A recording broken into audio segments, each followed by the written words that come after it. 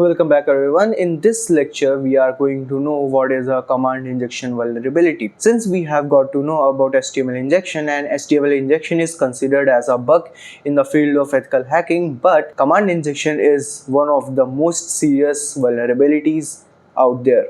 Basically, what command injection does is, if somehow this vulnerability gets exposed to a malicious hacker, they can run operating system commands on the server, and once they run operating system level commands on the server, they can compromise it and they can get access to it. Also, it can be used as a pivot point to get access to other devices and other computers and systems of the organization within the organization.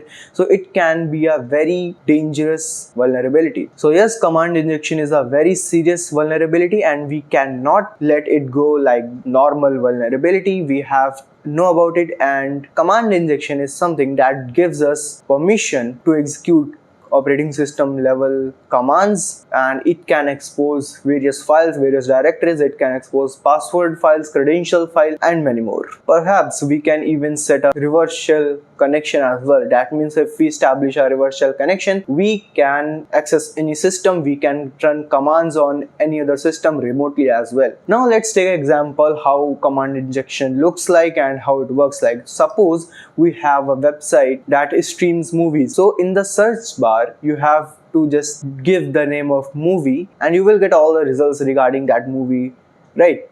But what happens if there is a vulnerability of command injection?